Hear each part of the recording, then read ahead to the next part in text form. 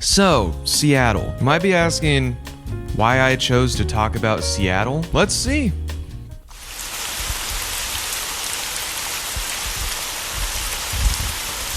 I love it. So I'm very much a rain person. I love rainy weather. It's very calming for me. I know it's weird, but that's my favorite type of weather. It's actually raining outside right now. I'm having the time of my life. I also love mountains. That's probably one of my favorite vacation spots. The farthest west I've been is Colorado, and the Rockies are breathtaking. Coming back here to Tennessee, the Appalachians kind of look like hills now. But, I'll take what I can get. I also really like the ocean and beaches, but interestingly enough, I hate sand. Sand is just not my thing. I hate how it gets everywhere and I can't do it. And the Seattle, Washington area actually has a lot of rocky beaches, so that's also another win for me. I'm down for that. So given the fact that I live in Tennessee, you might be wondering, where is Seattle? So if we look, I'm gonna assume I put a map here. If we look at the map of the United States, Seattle is over in Washington State, which is as far west and north as you can get, which is great for me because I also really hate being warm.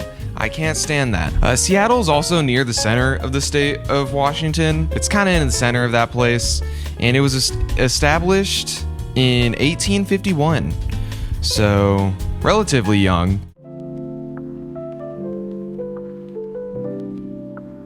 So looking at the general weather and climate area, we kind of have short summers in Seattle, which is great for me. Again, that's also my least favorite season. And around that time, it's generally Seattle's dry period. But, that doesn't really last too long. So our winters look colder and wet and mostly cloudy, which I have really sensitive eyes, so that's okay with me. Throughout the entire year, what I could find of the ranging temperatures for Seattle is 28 degrees Fahrenheit on average, up to roughly around 88 degrees Fahrenheit on average. So if we look at this right here, we can definitely see that the winter months get the most precipitation. The blue bars here represent the winter months. And then the red line is the high temperature of that period of time, and then the blue line is the lowest it has been. There's another chart here that I feel like takes the information and it looks different. So here's this chart as well if you want a different representation of the information I'm giving you.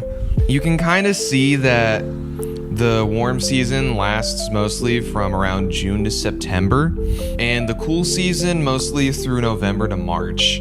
The hottest month of the year is August, and the hottest on average that August gets in Seattle is around 77, 78 degrees Fahrenheit. And the coldest month of the year is December, and that averages at a low of roughly 38 to 39 degrees Fahrenheit. We mentioned earlier that the wet season is usually during the winter. More specifically, that's from October to April. The wettest month actually, though, is November, which gets an average of around 16 days of rain in that month alone. I would love that. The driest month is August, which makes sense because it's also the warmest, averaging only about 3.5 days of rain during that time, which honestly is still kind of a lot compared to other places around the world, because some places go months without rain, and I'm glad I don't live there. Looking at this chart right here is the power source information of Seattle. We can see that 88% of it is actually from hydroelectric resources.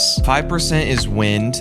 We got 4% nuclear. Those are kind of the main sources of power for Seattle. What brought most people to this area was the forests around there, and deforestation became a huge industry with the amount of forests becoming fewer on the east side of the United States. Interestingly enough, in 1903, John C. Olmsted was actually commissioned to write up a plan for the area to preserve the forests and the natural life.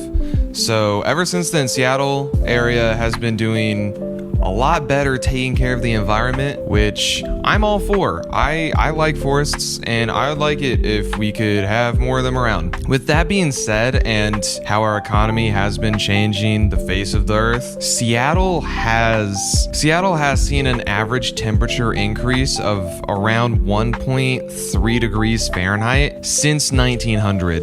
Which may seem kind of minuscule, but 2015 was actually the hottest year on record for the entire state of Washington, and 2017 was the hottest and driest year for the specific area of Seattle in that state. These climate changes can cause more heavy rainfall and flooding in the area, especially coastal flooding. The hot weather in 2015 actually brought in more rain and more flooding, interestingly enough. With 2017 being the hottest and driest year for Seattle, its winter was actually the wettest on record. Just seeing how drastic those changes can be just because of the fluctuation in climate can pose to be somewhat of a concern for the residents in that area. 2080 is actually estimated to have a 22% heavier rainfall than what we're currently seeing, which is actually kind of crazy given the fact that Seattle has an average rainfall of 152 days per year. From the years 1899 to 2016, we have seen sea levels rise 9 inches. With such drastic changes in each season, this leads people to believe that we're gonna have lower flows in rivers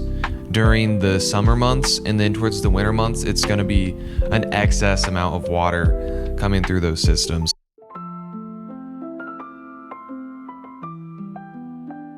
All right, now we're gonna look at the geology. Seattle has been shaped by many different landforms, such as glaciers, rivers, volcanoes, we'll talk about that more in a little bit, earthquakes, as well as landslides, coastal deposition, and also erosion. So right here is all the different rock types that can be found in the area of Seattle.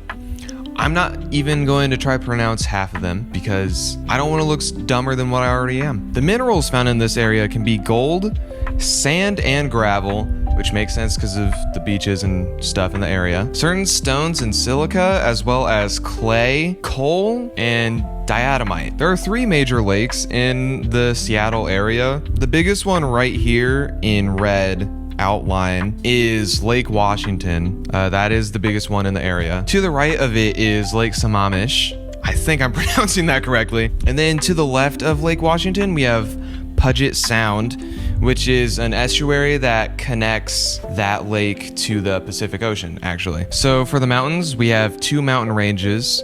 To the west, we have the Cascade Range, which consists of Mount Rainier being its highest peak. I think I'm pronouncing that right. Is it Mount Rainier? Mount Rainier? Mount Rainier being its highest peak in the entire range. And it is also a volcano, interestingly enough. So that's kind of cool. Over to kind of the northwest side of Seattle, we have the Coast Range, which makes sense because it's closer to the West Coast. And the tallest mountain in that range is Mount Olympus. Fun fact, Mount Olympus is actually the name of my hometown in Indiana. There's nothing there, so I hope there's more going on over there.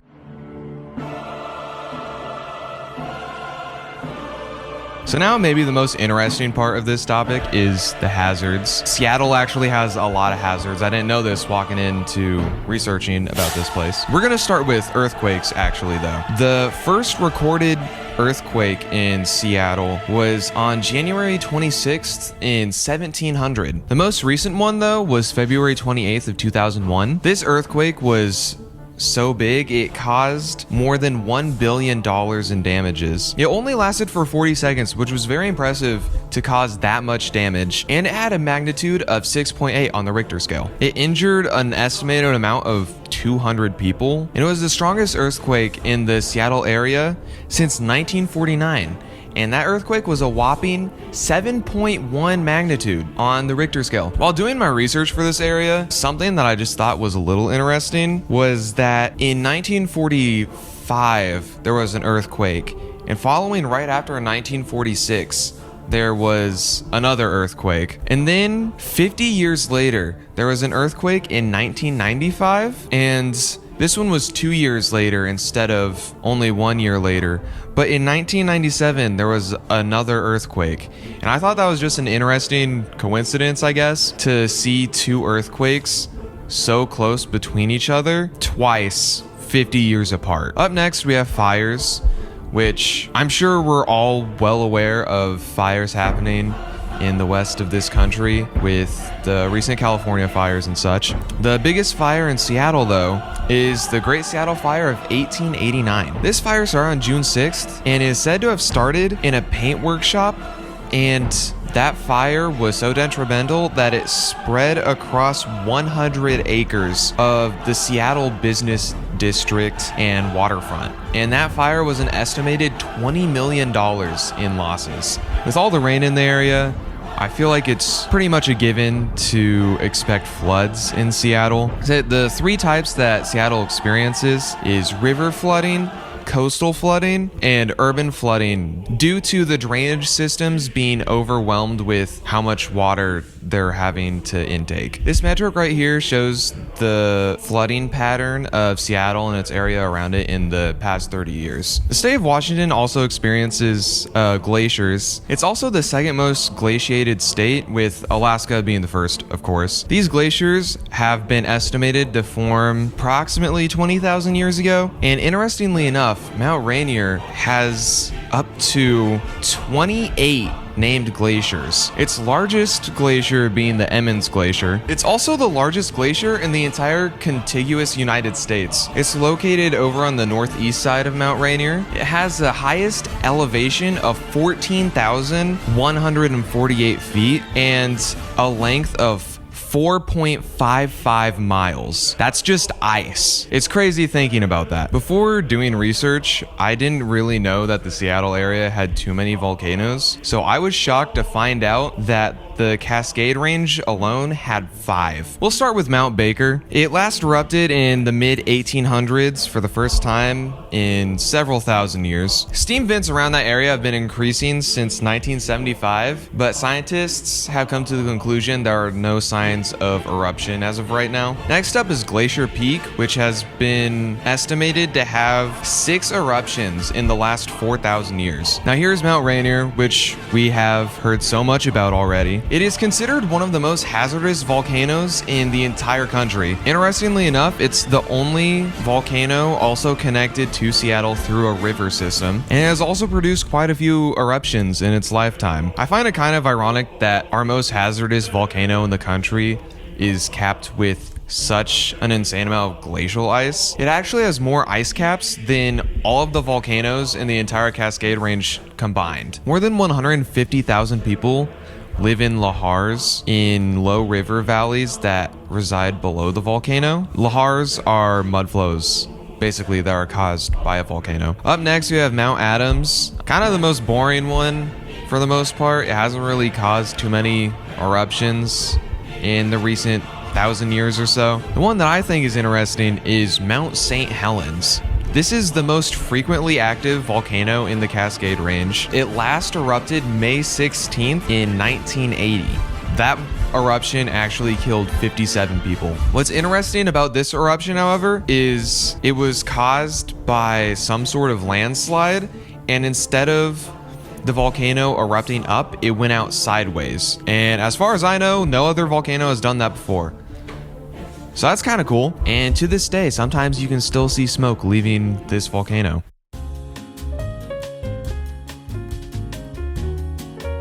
So there's the Seattle area in all of its glory.